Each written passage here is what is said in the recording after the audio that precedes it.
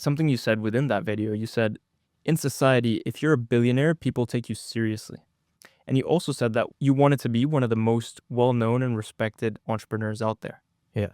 So, touching on the billionaire first, why do you think that being a billionaire will bring you more respect and admiration than being a multi-millionaire, for Mhm. example?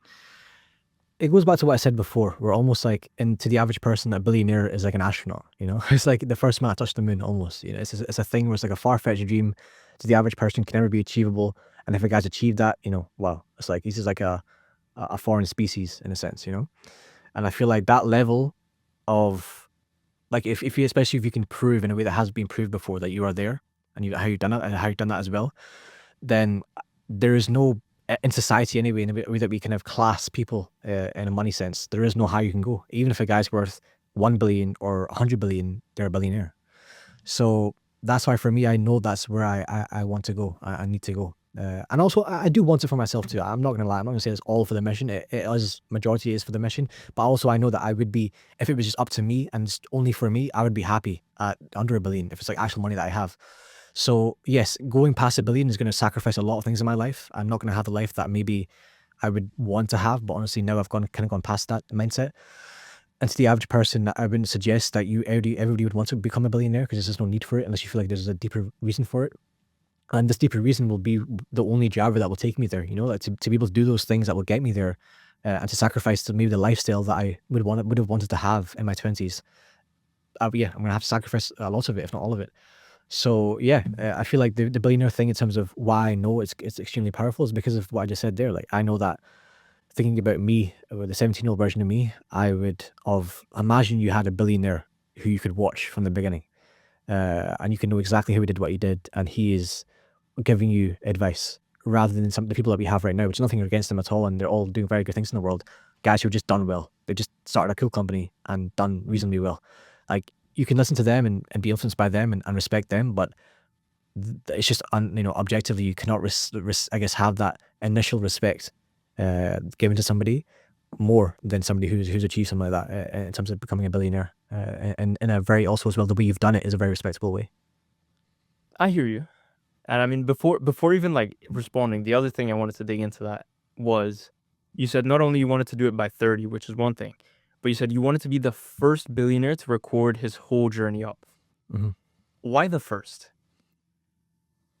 That again, for me, it's something that again, thinking about the 17-year-old version of me, if I had access to that, if I had access to a guy who'd done that and documented his entire journey, that for me would have been incredible. And that's what I know, that for that to be a thing in the world, for a 17-year-old, 15-year-old, 13-year-old even, to be able to watch that, the drive that you would get, because of how much you would relate to me and how much you would realize that you're not much different to me. Our birth was pretty much the exact same when we first started. I'm not special. I didn't start something revolutionary. You would realize that this is something you can really do, and you'd have a drive just like mine, that could never be put out. You'd have a fire that could never be put out, inside of you. So when it comes to the first, it's because that's the way it's going to be. There is nobody else. I am the first person to, at least that I know of course, that has this mission and that is going to do it. And I feel like also as well, this is kind of like something that, looking at other guys that are extremely successful, I never really aligned with the idea that these guys are extremely successful, but you don't really know why. Like, there's a lot of guys who, some of the biggest guys on the internet right now, in terms of how much they're blowing up and how much their stuff goes viral, and how many times you see them a day on your Instagram or your YouTube. But you look at them and you're just like, but how did this guy get rich? And you look it up and you don't even know. You can't even really figure it out. And for example, let's say you do figure it out and it's in a way that you didn't really think it was, and you kind of not lied about it, but was kind of just like not really transparent about it fully. That for me never really aligned with who I wanted to be as an entrepreneur, and how I wanted to have my image online, or my personal brand online. So yeah, when it comes to being the first, it's really just because there is nobody else that has this vision, and I hope there is. I imagine there is going to be multiple of me, of not me, but multiple of guys that have the same vision. That's going to be even more powerful. So it's not like I care about being the first too much, but I just know I will be the first. So yeah, that's really what it's about.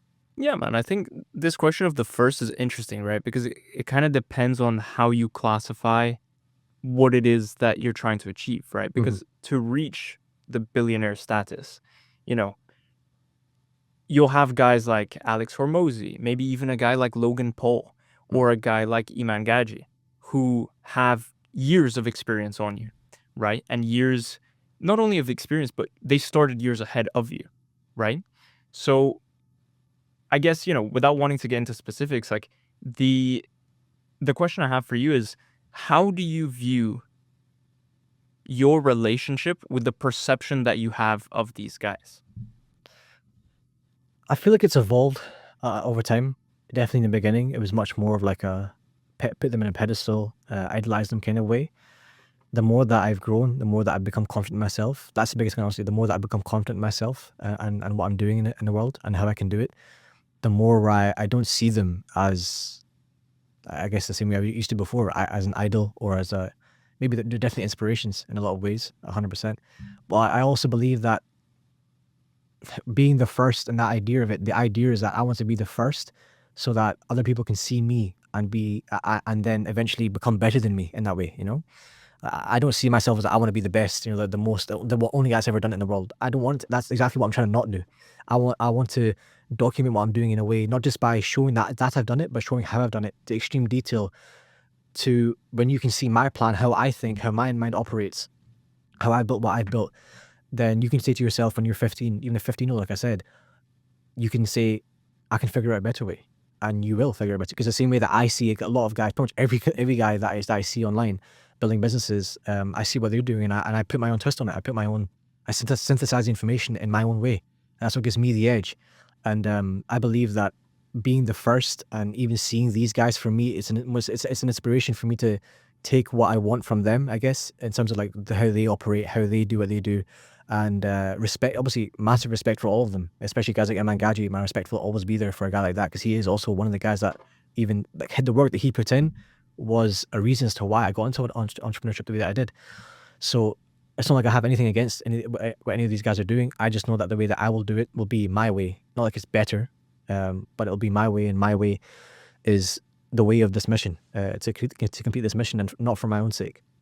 Like I said, I really, one of these main goals for this paradigm shift to be created is that in the future, when everything is documented, a 14, 15-year-old can watch the whole journey in the way that I will obviously have it formatted in the future, and then be a, be worth $1 billion at 25, maybe 20. So I believe it can happen in the future. Like, even to this day, there's 13-year-olds getting started in business and doing crazy things by the age of 15, 16. So as the years go on, the level of maturity will then, in terms of the age, will get lower and lower. So you could even have 10-year-olds in the future thinking about starting a business, and they can watch my content. It'll be easily accessible for anybody to watch. And yeah, you can think of yourself, if this guy had become a billionaire by 30 or around then, and he's documented the whole thing, I can become a billionaire by 30 to 20, 25. And that's the whole goal, honestly.